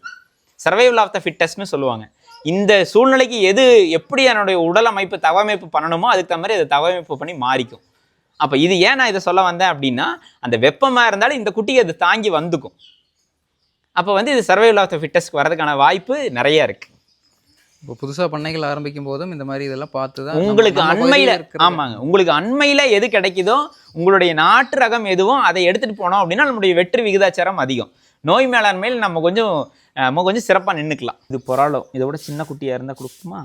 கைக்கெல்லாம் காயம் பண்ணி இது ஹேண்டில் பண்ணுறது எப்படிங்க? யார் வேணாலும் வச்சுக்கலாமா? இது பொதுவாக வந்து முயலை வந்து காதை பிடிச்சி தூக்கணும் அப்படின்னு சொல்லுவாங்க. இந்த ரகமெல்லாம் எடை அதிகமாக இருக்குங்கிறனால காதுகளை நான் முதலே சொன்ன மாதிரி காதுகளை எப்பவுமே இந்த நரம்புகள் நல்லா தெரியும். இந்த நரம்பு வந்து பார்த்தீங்க அப்படின்னா தூக்குனீங்கன்னா அது அங்கிறதுக்கான வாய்ப்பு இருக்குது. சரிங்க. அப்போ இதை எப்படி தூக்கணும் அப்படின்னா, இந்த பிடரி முயலை பிடிச்சிட்டு இப்படி ஒரு கை வச்சுட்டீங்க அப்படின்னா இதுதான் தூக்குறதுக்கான முறை. இப்போ இதில் முயலுக்கு ஃபீடிங்லாம் எப்படிங்க? இப்படி எந்த டைமிங்கில் பண்ணணும்? எப்படி ஒரு நாளைக்கு எப்படி? முயல் அப்படிங்கிறது வந்து பெரும்பகுதி காட்டுக்குள்ளே இருக்கிறதோ அந்த முயலுடைய பாரம்பரியமே வந்து பார்த்தோம் அப்படின்னா இரவு நேரத்தில் இறை தேடக்கூடிய ஒரு விஷயமா இருக்கும். அப்போ இந்த இரவு நேரத்தில் இறை தேடும் போது இது வந்து ஆங்கிலத்தில் நக்டேட்டிவ்னு சொல்லுவாங்க.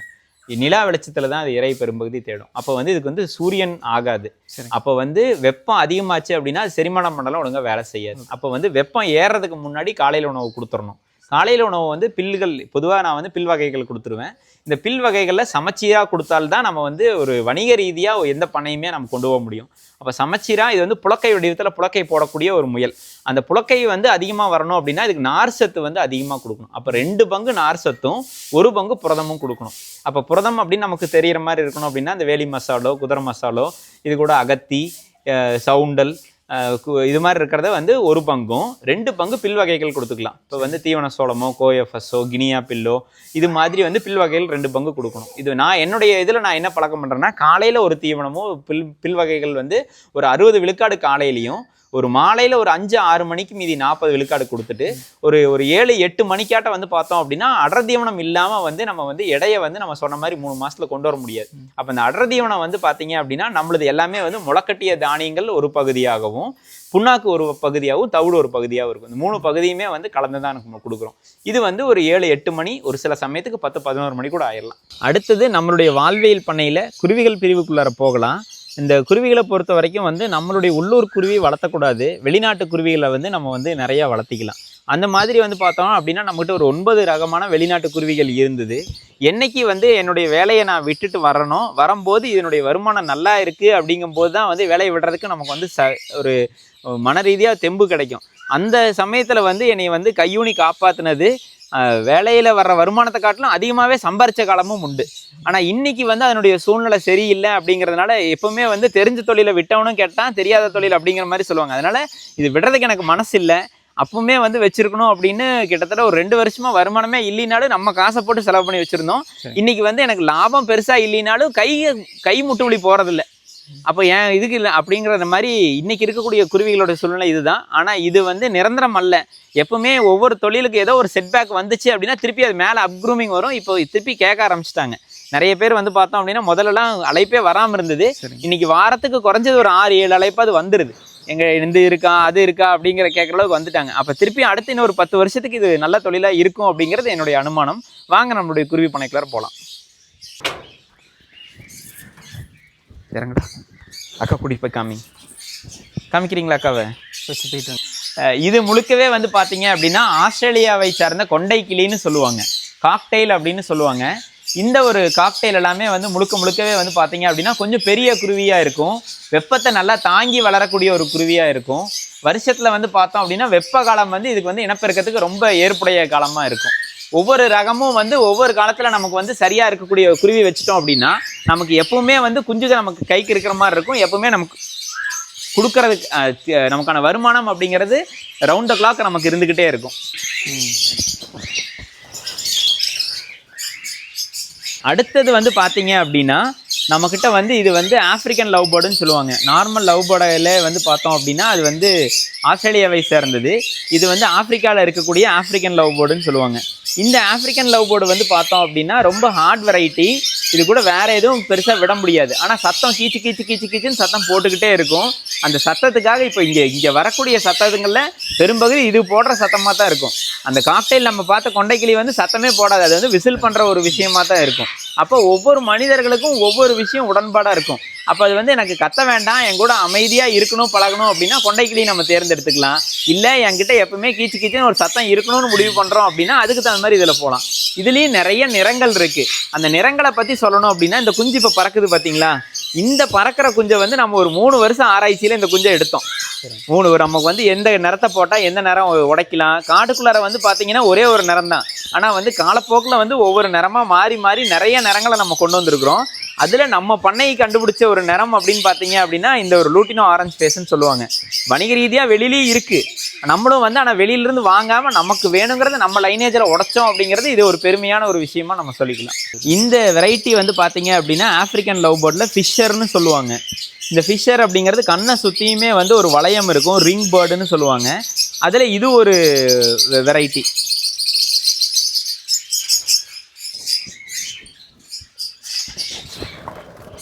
இப்போ அதுலேயே வந்து பார்த்தீங்கன்னா இந்த ஃபிஷரில் முன்னாடி ஒய்லட் கலரில் ஒன்று இருக்குது பார்த்தீங்களா, இது வந்து மாஸ்க்குன்னு சொல்லுவாங்க. கண்ணை சுற்றியும் கருப்பாக இருக்கும், அதனால் இது வந்து ஒய்லட் மாஸ்க்குன்னு சொல்லுவாங்க, டிஎஃப் ஒய்லட் மாஸ்க்குன்னு சொல்லுவாங்க. அப்போ இதுலேயே வந்து நிறம் மாற அதனுடைய ஒவ்வொரு ரகமும் வந்து வேறு ரகம் நமக்கு இதில் வரும்னு வைங்களேன்.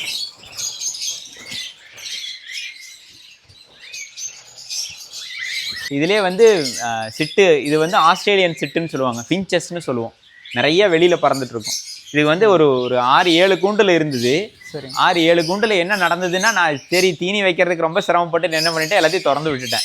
திறந்து விட்டோடனே பாருங்க, இங்கே கூடு கட்டிட்டு பாருங்க. ஆமாம், இதே மாதிரி எல்லா பக்கம் அங்கங்கே கூடு கட்டும். அதுவாக கூடு கட்டும், அதுவாக தண்ணி குடிக்கும், அதுவாக தினையை பொறுக்கி எடுத்துக்குங்க, அதுவாக குஞ்சு பறிக்கும், அதுவாக அது பண்ணிக்கிறது. அதனால் அது வந்து அப்படியே தொந்தரவு இல்லாமல் அப்படியே விட்டுறது. இதில் வந்து உட்காந்து தண்ணி குடிச்சிக்கலாம். ஓகே.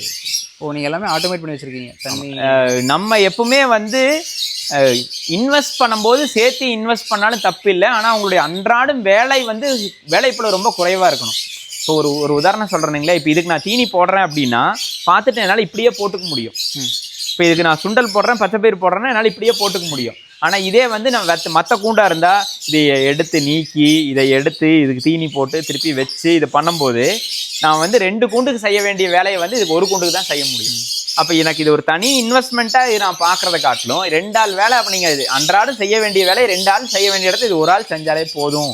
அப்போ அதுக்கு தகுந்த மாதிரி தான் நம்மளுடைய வடிவமைப்பு எல்லாமே அதுக்கு தகுந்த வடிவமைப்பாக தான் இருக்கும். இப்போ தண்ணி குடிக்கிறதுக்கே வந்து நம்ம இது வச்சுருக்கோம் அப்படின்னா எனக்கு தெரிஞ்சு இது வந்து நான் வேற எங்கேயும் அது மாதிரி பார்த்ததே கிடையாது. அப்போ இது தண்ணி ஒரே இடத்துல ஊற்றி விட்றோம். ஊற்றி விட்டால் எல்லாத்துக்கும் தண்ணி போய்க்கும். ஒரு நாள் 2 நாள் கழிச்சு தண்ணி இறக்கி விட்டுறோம். இறக்கி விட்டு திருப்பி வேறு தண்ணி ஊற்றிடுறோம். முதல்ல சோலார் பேனல் வச்சு அந்த சோலார் பேனலில் மோட்டர் வந்து டிசி மோட்டர் வச்சு பம்ப் பண்ணி எல்லாம் பண்ணிகிட்டு இருந்தோம். இப்போ என்ன பண்ணிட்டோன்னா வீட்டுக்கே வந்து பெரிய சோலார் பேனல் வச்சு பெரிய டிசி மோட்டர் போட்டுட்டோம். அதனால வந்து அது வந்து கமர்ஷியல் ஆஸ்பெக்டில் நம்ம யார் இப்போ இபியிலிருந்து வந்தாலும் நம்ம இபி கரண்ட்டை வச்சு நம்ம இது கமர்ஷியலாக பண்ணுறது கிடையாது.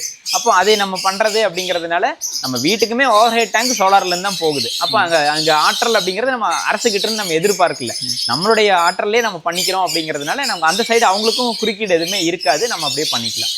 இது என்ன வெரைட்டிங்க? இது வந்து செனகல் அப்படின்னு சொல்லுவாங்க. இதுவும் ஆப்பிரிக்காவை சேர்ந்த ஒரு குருவி. இது கொஞ்சம் பெருசு, கடிச்சதுன்னா கொஞ்சம் வலி இருக்கும். ஆனால் இருந்தாலும் நிறம் வந்து பார்த்தீங்கன்னா நம்மளுடைய பச்சைக்கிளி நிறமாக இருக்கும். வால் வந்து கொஞ்சம் சின்ன வாலாக இருக்கும். மூக்கு வந்து இது கருப்பு மூக்காக வரும். இது ஒரு ரகம். அதில் பொதுவாக வந்து நம்மக்கிட்ட வந்து விற்பனைக்கு நம்ம பார்த்ததுல எல்லா ரகத்துலேயுமே விற்பனைக்கு இருக்கும். அந்தந்த சமயத்துக்கு வந்து பார்த்தீங்கன்னா கொண்டை கிளிகள் நம்மக்கிட்ட இருக்குது. அதுக்கப்புறம் வந்து சாதாரண ஆஸ்திரேலியன் லவ் பேர்டு இருக்குது, ஆப்பிரிக்கன் லவ் பேர்டு இப்போதைக்கு இருக்குது. இது வந்து வேறு ஏதாவது வேணும் அப்படின்னு சொல்லி கேட்டிருந்தீங்கன்னா இருக்கா அப்படின்றத என்னுடைய அலைபேசியில் தொடர்பு கொள்ளுங்க. இருந்தது அப்படின்னா நான் உங்களுக்கு கண்டிப்பாக சொல்கிறேன். என்னுடைய அலைபேசி எண் வந்து பார்த்தீங்க அப்படின்னா கி பூபதி வாழ்வியல் பண்ணை 99 429 31 300. நம்ம வந்து என்றைக்குமே வந்து தீவனத்தில் வந்து அதுக்கு வந்து சமச்சீரான தீவனம் நமக்கு கொடுக்கணும். அந்த சமச்சீரான தீவனம் கொடுக்கும்போது நம்மளுடைய பெரும்பகுதி எல்லா பண்ணைகளுக்குமே வந்து பார்த்தோம் அப்படின்னா நம்ம ஊற வச்சு முளைக்கட்டி கொடுக்குறோம். இந்த ஊற வச்சு முளைக்கட்டி கொடுக்கறதுனால என்ன வரும் அப்படின்னு பார்த்தீங்க அப்படின்னா இதெல்லாமே வந்து இப்போ சுண்டல் இருக்குது பாருங்க, இதில் சுண்டல்லாம் முளைப்பு வந்துருக்கு பாருங்க.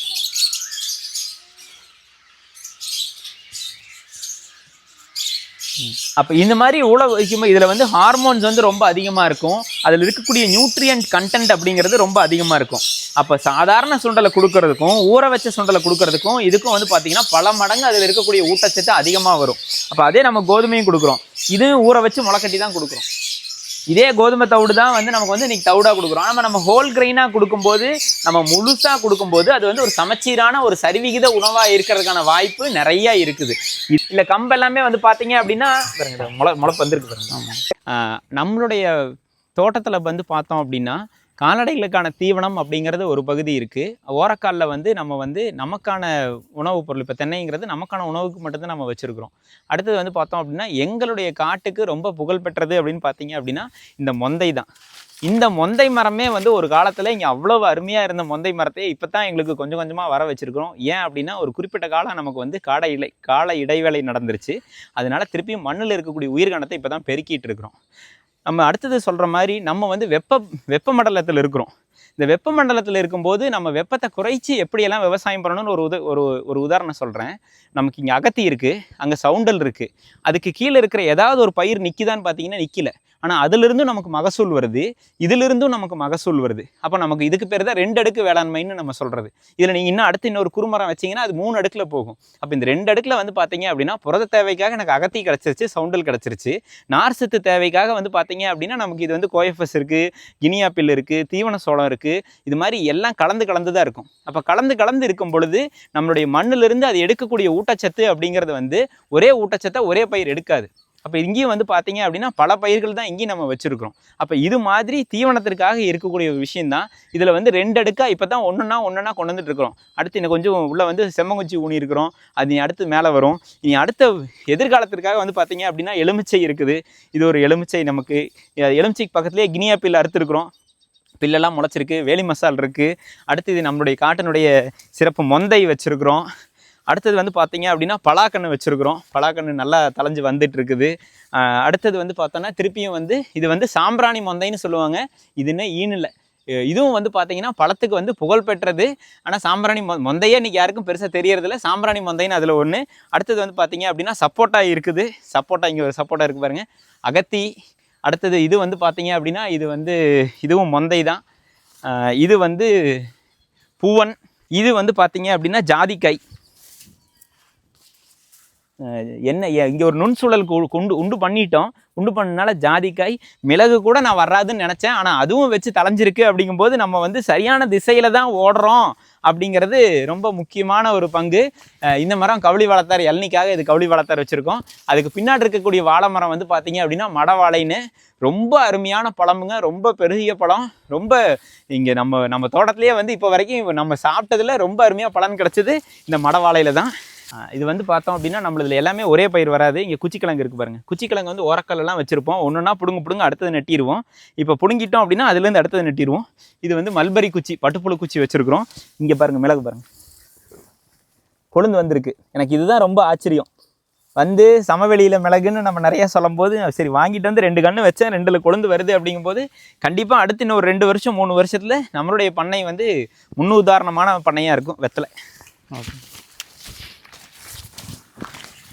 அடுத்தது மிளகுடைய வெத்தலைன்னு சொல்லலாங்க. எந்த ஒரு இயற்கை பண்ணையாக இருந்தாலும் வெத்தலைங்கிறது ரொம்ப முக்கியமான ஒரு விஷயம்.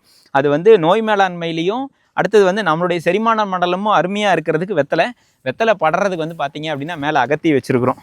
இது மாதிரி ஒவ்வொரு விஷயமும் கலந்து நிறைய அப்படியே போய்கிட்டே இருக்கும்.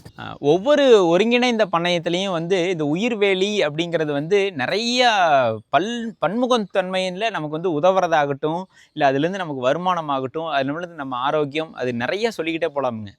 உயிர்வேலி அவ்வளோ ஒரு ரொம்ப தேவையான ஒரு விஷயம். இந்த உயிர்வேலியை பொறுத்த வரைக்கும் நம்ம வந்து கிழுவையில் போட்டிருக்கிறோம்.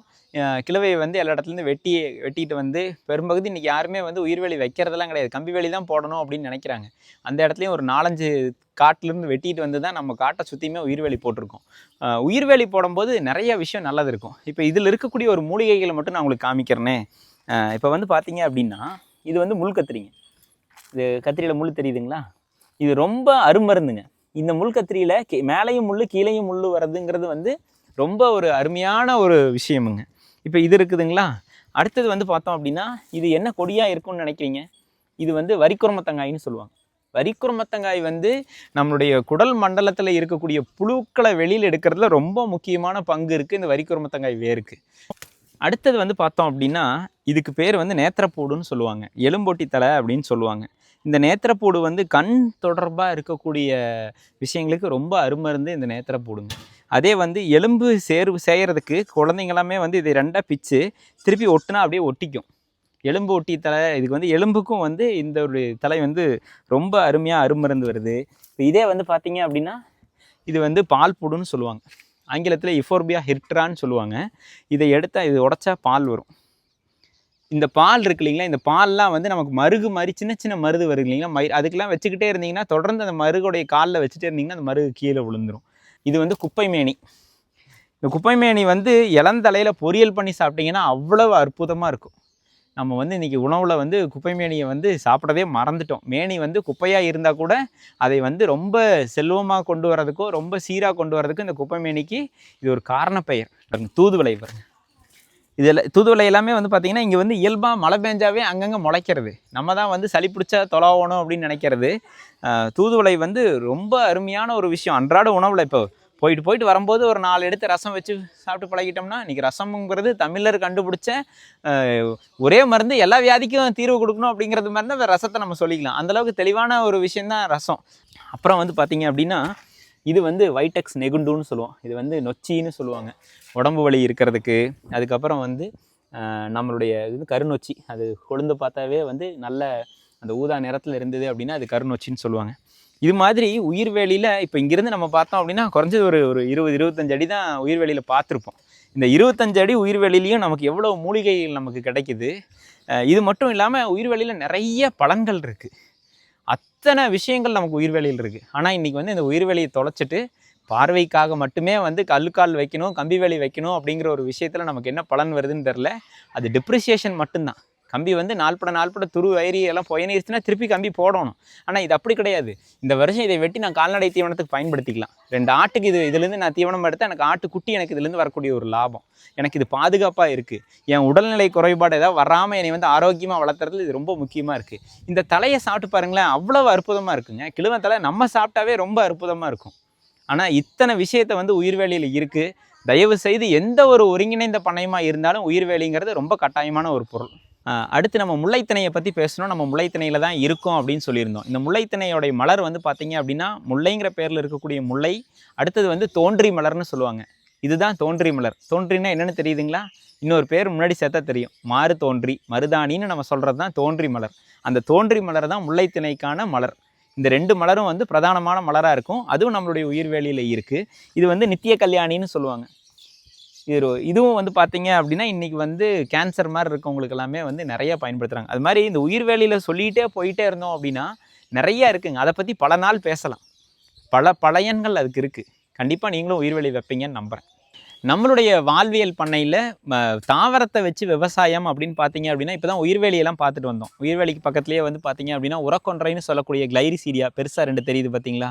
அடுத்தது பனைமரம், அடுத்து அகத்தி, அடுத்து வாழைகளில் வந்து பார்த்தோம் அப்படின்னா ஒரு மடை வாழை அப்படிங்கிறது வந்து சாம்பிராணி மந்தை, இது மாதிரி ஆன விஷயங்கள் எல்லாமே நம்ம பண்ணியிருக்கோம். முழுக்க சுயசார்பாக இருக்கணும் இதிலிருந்து வர்றது. அடுத்து மண்ணை வளமாக்குறதுக்கு என்ன பண்ணணுமோ அதையெல்லாம் பண்ணியிருக்கோம். அதுக்காக வந்து பார்த்திங்க அப்படின்னா இப்போ பலதானியம் விதைச்சிருக்கிறோம். இந்த பலதானிய விதைப்பு அப்படிங்கிறது மண்ணை வந்து எவ்வளோக்கு எவ்வளோ அருமையாக வளம் பண்ணணுமோ அந்த வேலையை எல்லாமே தெளிவாக பண்ணும். பலதானியத்தை பொறுத்த வரைக்கும் இதையை காட்டிலும் வேறு எதுவும் உரம் நம்ம மண்ணுக்கு கொடுக்கவே முடியாது. அந்தளவுக்கு ரொம்ப முக்கியமான ஒரு விஷயம். கண்டிப்பாக நிறைய தேடுதல் இருந்தீங்கன்னா நீங்களே அதை பற்றி புரிஞ்சுக்குவீங்க. இது பலதானியத்தை பொறுத்த வரைக்கும். இந்த பலதானியத்தெல்லாம் முடித்து நிறைய பேர் நமக்கு நம்மளுடைய வாழ்வியலை வந்து பார்த்துட்டு என்ன அப்படிங்கிற, ஏன்னா ஒரு பெரிய ஒரு கம்பெனியில் இருந்து அங்கேருந்து வந்து இங்கே வந்து நின்று நீங்கள் என்னத்தை பண்ணுறீங்க அப்படிங்கிற ஒரு விஷயம் வந்து நிறைய பேருக்கு வந்து பெரிய கேள்விக்குறியாக இருக்குது. அங்கேருந்து பார்க்குறவங்களுக்கு அது கேள்விக்குறி. இங்கேருந்து அவங்கள பார்க்கும்போது அவங்களுடைய வாழ்வை எங்களுக்கு மிகப்பெரிய ஒரு கேள்விக்குறியாக இருக்குது. எதுக்காக நம்ம சம்பாதிக்கணும்னு நினைக்கிறோம்? நம்மளுடைய பிள்ளைகளுக்காக தான் நம்ம பெருசாக சம்பாதிக்கணும்னு சொத்து சேர்த்தணும்னு நினைக்கிறோம். அந்த பிள்ளைகள் கூட உங்களால் நேரம் செலவழிக்க முடியுதா? பெருசாக இல்லை. அந்த பிள்ளைகளுக்கு நல்லதை கொடுக்கணும்னு நினைக்கிறீங்களா? நல்ல உணவை கொடுக்கணும்னு நீங்கள் நினைக்கிறீங்களா? அது உங்களால் முடியுதா? எது உங்களுடைய உணவுன்னே நமக்கு தெரியறது இல்லைங்க. இன்றைக்கி ஒன்றும் இல்லை, இதை சுற்றியும் வந்து அழிஞ்சி பழம்னு ஒன்று இருக்குது. எத்தனை பேர் இந்த வீடியோவை பார்க்குற எத்தனை பேர் அழிஞ்சி பழம் நீங்கள் சாப்பிட்ருக்குறீங்க? அப்போ இது மாதிரி இந்த அழிஞ்சி பழம் இங்கே தான் பழம் தான். அது பாருங்க, பனைமரத்தில் நின்றுட்டு இருக்கிற பனம்பழம் எத்தனை பேர் சாப்பிட்ருப்பீங்க? பனம்பழம் சாப்பிட்டதே இல்லை. பாருங்கள், பனம்பழம் சாப்பிட்டு முடிச்சிட்டோம். பனம்பழம் முடிச்சதுக்கப்புறம் இப்போ வந்து பனம் சீம்பு சாப்பிட்ருக்குறாங்க. ஆச்சு, பனம் சீம்பு முடிச்சாச்சுன்னா இப்போ அடுத்து பனம் கிழங்கு விழுக ஆரம்பிச்சிருச்சு. கிழங்கு சாப்பிட்றோம். அப்போ பனை மரம் அப்படிங்கிறது நம்மளுடைய வாழ்க்கையிலே ரொம்ப முக்கியமான மரம். அதனால தான் தமிழ்நாட்டின் மாநில மரமாக இருக்குது. அந்த மாநில மரத்துக்கான முக்கியத்துவம் நம்ம கொடுக்கறது இல்லை. இதையெல்லாம் யார் ஒருவர் இந்த ஒரு சுழற்சிக்குள்ளார இருக்காங்களோ, இருந்தனால தான் வந்து தொல்காப்பியம் அப்படிங்கிறது ஒரு 3000 வருஷத்துக்கு முன்னாடி இருந்த ஒரு தொல்காப்பியம் மூலமாக நம்ம இருக்கிறோம். சான்று என்னென்னா நம்மளுடைய வாழ்க்கை முறை தான். பணமும் இதில் இருக்குது. பணம் இல்லைன்னுலாம் கிடையவே கிடையாதுங்க. பணமும் இதில் இருக்குது. அந்த பணம் எப்போ வரும் அப்படின்னிங்கன்னா ஒரு சில காலம் நீங்கள் காத்திருப்பு கண்டிப்பாக இருந்தே ஆகணும்.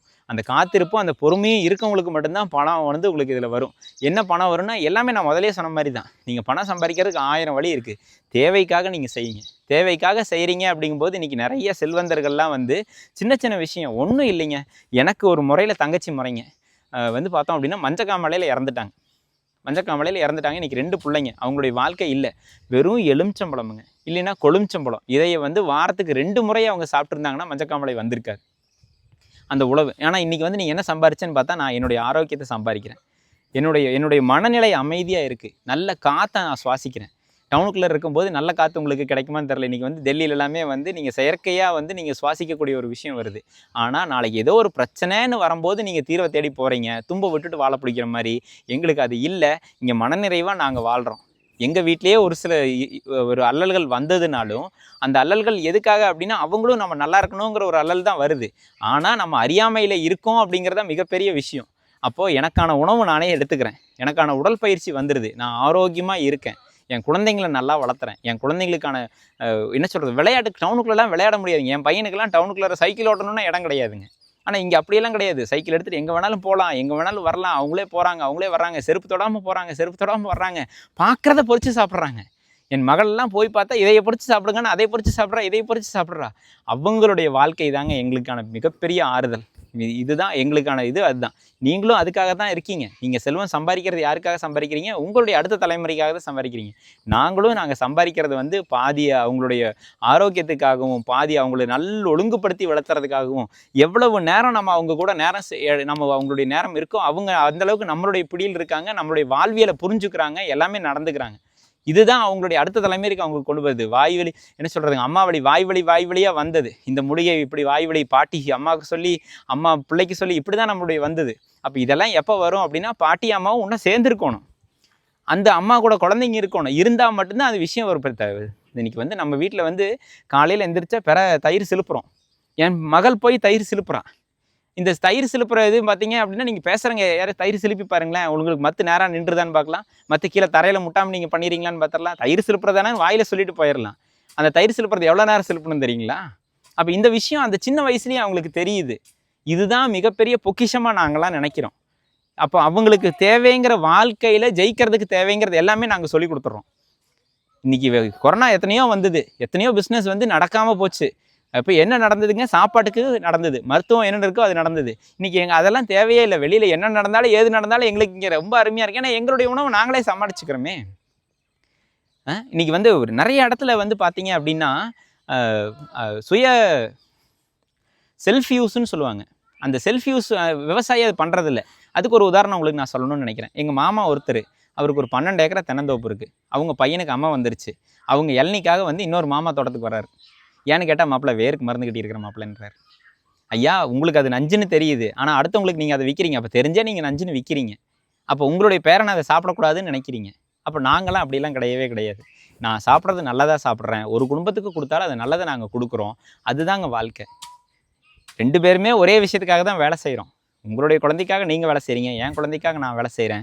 நாங்கள் வந்து நீடித்த தன்மைக்கான போகிறோம். நீங்கள் தற்காலிகமாக போகிறீங்க. அது தற்காலிகமாக போய் முட்டு சந்துன்னு தெரியும் போது, அடடா இது முட்டு சந்துன்னு உங்களுக்கு தெரியும். இதை நாங்கள் தொலைநோக்கு பார்வையில் இதை நாங்கள் கண்டுபிடிச்சிட்டோம். நாங்கள் இங்கே இருக்கிறோம், மனநிறைவாக வாழ்கிறோம், மகிழ்ச்சியாக வாழ்கிறோம். இத்தனை நேரம் நம்மளுடைய பண்ணையை வந்து சுற்றி காமிச்சிருக்கிறோம், எல்லாம் பண்ணியிருக்கோம். யாம் பெற்ற இன்பம் பெருக இவ்வையகம் அப்படிங்கிற மாதிரி எங்களுக்கு தெரிஞ்சதை அடுத்ததில் ஒருமித்த கருத்து இருக்கவங்களுக்கு சொல்லிக் கொடுக்கறதுக்கு மனப்பூர்வமாக தயாராக இருக்கும். உங்களுக்கு இது தொடர்பாக ஏதாவது ஐயம் இருந்ததுனாவோ, இல்லை ஆடு வளர்ப்புலையோ, மாடு வளர்ப்புலையோ, கோழிலையோ, முயல்லையோ, குருவிலையோ, இல்லை வந்து விவசாயம் பண்ணுறதுலையோ, இது மாதிரி எந்த ஐயமாக இருந்தாலும் நீங்கள் தயவுசெய்து எங்களை வந்து தொடர்பு எடுத்துக்கலாம். நாங்கள் உங்களுக்கு உதவி செய்கிறதுக்கு மனப்பூர்வமாக மகிழ்ச்சியாக காத்துக்கிட்டு இருக்கோம். ஏன்னா நாங்கள்லாம் வந்து உள்ளே வரும்போது எனக்கு எங்கே பண்ணணும், எங்கே விதை கிடைக்கும், இல்லை பலதானிய விதைப்பு எப்படி பண்ணணும், இல்லை இதை எப்படி பண்ணணும், நிறையா எங்கே எதை தின்னா பித்தம் தீருங்கிற மாதிரி தலையை பிச்சுக்கிட்டு சொல்கிற காலம்லாம் நிறையா இருக்குது. அந்த ஒரு விஷயம் உங்களுக்கு வர வேண்டாம்னு நினைக்கிறோம்.